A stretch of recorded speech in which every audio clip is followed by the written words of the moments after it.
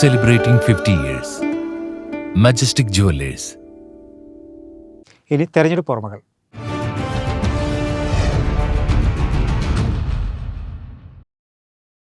ഓർത്തെടുക്കാൻ ഏറെ പ്രയാസമുണ്ടെങ്കിലും 1964 തെരഞ്ഞെടുപ്പ് അനുഭവത്തെക്കുറിച്ച് ആരെങ്കിലും സംസാരിച്ചാൽ കൗതുകത്തോടെ കേട്ടുനിൽക്കും തിരുനാവായയിലെ കുഞ്ഞു മുഹമ്മദ് ഹാജി.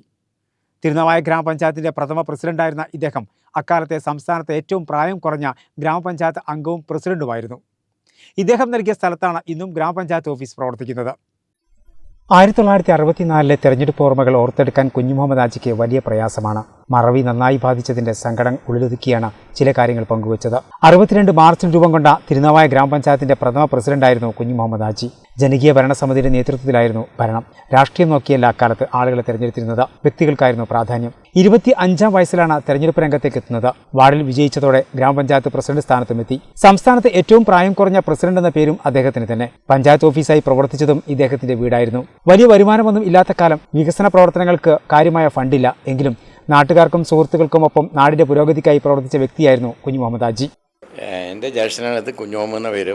തിരുനാവായയിൽ പാപ്പാൻ്റെ പേര് മൊയ്തീൻകുട്ടി എന്ന ബാപ്പു എന്നാണ്. പക്ഷേ തിരുനാവായ ബാപ്പു എന്നാണ് ഇട്ട ആ പേരിൽ അറിയപ്പെടുന്നത്. ബാപ്പു പാൻ്റെ രണ്ടാമത്തെ മകനാണ് കുഞ്ഞു മുഹമ്മദ്. മൂത്ത മകൻ വീരമാഷും. അപ്പോൾ അടുത്ത് തിരുവേഴും മരിച്ചുപോയി.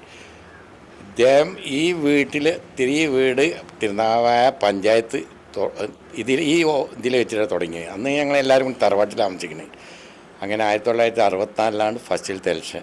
അതിൽ സ്വതന്ത്രനായി ജയിച്ച് ആദ്യത്തെ പ്രസിഡന്റ് പോയി. ആ പ്രസിഡന്റ് സ്ഥാനം 8 കൊല്ലം നിലനിന്ന്. കാരണം 5 കൊല്ലം കഴിഞ്ഞിട്ട് പിന്നെ അന്ന് ഖാദർകുട്ടി നായാണ് പഞ്ചായത്ത് മന്ത്രി.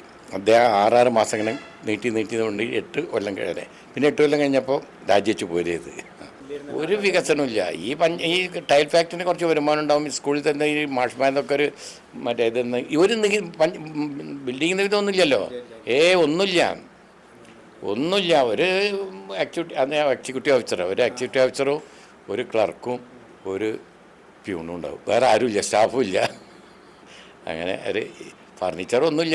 ഒരു മേശ ഒരു കസാലിട്ടിട്ട് ഇങ്ങനെ ഇരിക്കുക. പാപ്പറമ്പ് വീടിന് ഒരു ചരിത്രമുണ്ട്.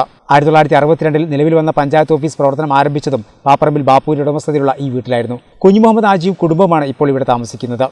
ആ കാലത്ത് പിന്നെ ഈ ചെറിയ റോഡുകളൊക്കെ വലിയ പദ്ധതികൾക്കൊന്നുമില്ല. ആ കാലത്താണ് ഇവിടെ ഇടക്കുളം ചീർപ്പുകൊണ്ട് വലം വന്നിരിക്കുന്നത്. ടി കെ ദിവാകരൻ വന്നിട്ടാണ് ഉദ്ഘാടനം കഴിഞ്ഞാണ് പിന്നെ ഇറിഗേഷൻ വന്നിരിക്കുന്നത്. അതൊക്കെ മൂപ്പരെ സമ്മർദ്ദത്തിൻ്റെ മേലത്തെ തന്നെയാണ്. ലിഫ്റ്റ് ഇറിഗേഷൻ വന്നിരിക്കുന്നത്. പ്രവർത്തനം ആ കാലത്ത് നല്ല പ്രവർത്തനം ഉണ്ടായിരുന്നു. എല്ലാവർക്കും കാര്യമായിരുന്നു. കാരണം ഇപ്പോഴത്തെ മാതിരി പിടിച്ചു പറയോ അഴിമതി ഒന്നും ഇല്ല അന്ന്. പിന്നെ രാഷ്ട്രീയത്തിന് അങ്ങനെ ഒന്നുമില്ല. പിന്നെ അതിന്നുള്ളൊരു വരുമാനം പ്രതീക്ഷിച്ചിട്ടില്ല. അന്ന് സേവനമായിരുന്നു. അന്ന് എല്ലാ വരുമാനവും ഒരു നയ പൈസ കയ്യിൽ നിന്ന് അങ്ങോട്ട് കൂടി 8 റുപ്യ തോന്നുന്നു ഒരു മാസത്തിൽ സിറ്റിഫിക്കറ്റ് കിട്ടുക. വെറും 8 റുപ്യ. അപ്പോൾ അത് കയ്യിൽ പൈസ ചെലവാക്കിയിട്ടാണ് ഓരോ കാര്യത്തിലും പോക്ക്. പിന്നെ നിർത്തി. രാഷ്ട്രീയം തന്നെ പിന്നെ ഒന്നും ഇല്ല. ഒട്ടേറെ സിനിമാ ചിത്രീകരണങ്ങൾക്കും സാക്ഷിയായിട്ടുണ്ട് ഈ വീട്. തമ്പ്, ഉമ്മാച്ചു, അഗ്നി, നക്ഷത്രങ്ങൾ, തിളക്കം, ചിത്രശലഭം തുടങ്ങി ഒട്ടേറെ ചിത്രങ്ങളുടെ ചിത്രീകരണം ഈ വീടിനും സമീപത്തുമായിട്ടാണ് നടന്നത്. പഞ്ചായത്ത് പ്രസിഡന്റ് സ്ഥാനത്ത് കുഞ്ഞു മുഹമ്മദ് ഹാജി 8 വർഷമാണ് നിന്നത്. പിന്നീട് രാജിവെച്ച് ഒഴുകിയായിരുന്നു. പിന്നീട് തെരഞ്ഞെടുപ്പ് രംഗത്തേക്കൊന്നും തിരിഞ്ഞു നോക്കിയില്ല. പൊതുപ്രവർത്തന രംഗത്ത് സജീവമായി തന്നെ ഉണ്ടായിരുന്നു. കൊച്ചി പ്രജാമണ്ഡലം ഡെപ്യൂട്ടി സ്പീക്കറും മുൻ MLAയുമായിരുന്ന KH സുലൈമാന്റെ മകൾ റുക്കിയാണ് ഭാര്യ. ഷംല, ഇക്ബാൽ, ഷാഹിന എന്നിവർ മക്കളാണ്. ഓർമ്മകൾ പലതും മറഞ്ഞെങ്കിലും അടുത്ത സുഹൃത്തുക്കളും ബന്ധുക്കളുമെല്ലാം പഴയ കാര്യങ്ങൾ ഓർത്തു പറയുമ്പോൾ വലിയ കൗതുകത്തോടെ തന്നെ കേട്ടിരിക്കുകയാണ് കുഞ്ഞു മുഹമ്മദ് ഹാജി.